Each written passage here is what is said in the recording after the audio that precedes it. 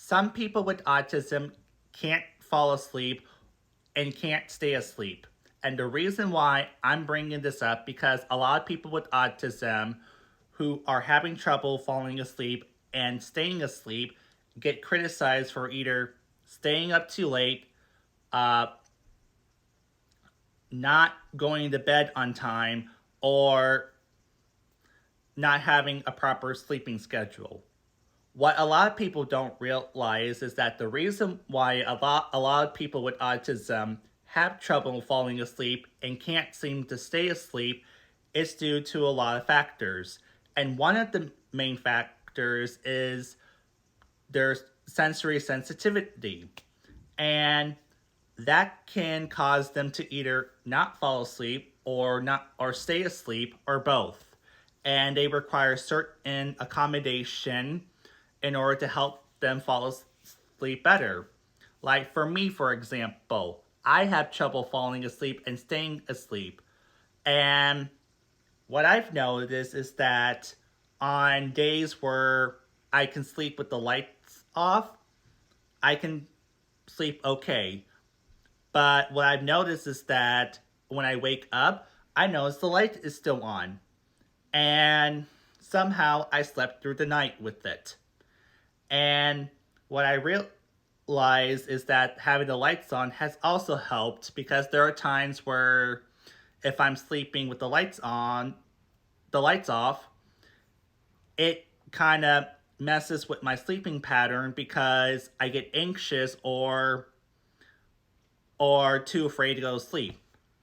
I have my stuffed animals behind me, which I would sleep with every night, which has also helped me fall asleep and stay asleep because I will have anxiety, even though nothing stressful is going on, but just the thought of going to sleep gives me anxiety for some reason. But having all that actually helps in regards to having my stuffed animals with me. So what I'm trying to say is that when people with autism either can't go to sleep or can't seem to stay asleep or go back to sleep, it's not because they don't want to sleep or go to bed.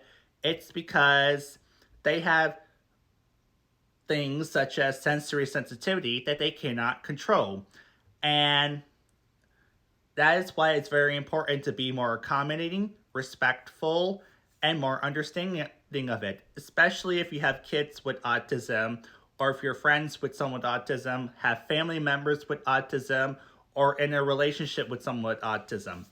You have to be considerate of the fact that when we are trying to have a really good sleeping pattern, it can be challenging, especially if we are having sensory sensitivities. And having those accommodations, whatever it is that has helped you fall asleep, is very important. So, the next time when you see someone with autism and they are staying up late than usual, or woke up in the middle of the night and can't seem to go back to sleep, don't take this as them not wanting to go to sleep.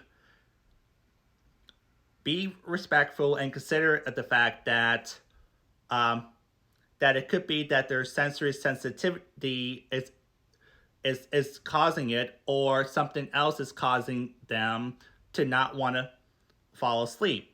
So make sure you are being respectful, kind, caring, loving, and accommodating, and respectful. Don't forget, I'm selling autism awareness bracelets to show love and support for people with autism. With each purchases, we are spreading love and support for people with autism. Want to purchase these bracelets or any of my other products? Visit my website and place your order. Link is in my bio. I'm also having a spring sale which will go on until June 20th. Everything is half off, all for a fair price. Use the promo code SPRING25 to get the sales price. But hurry, spring sale ends on June 20th.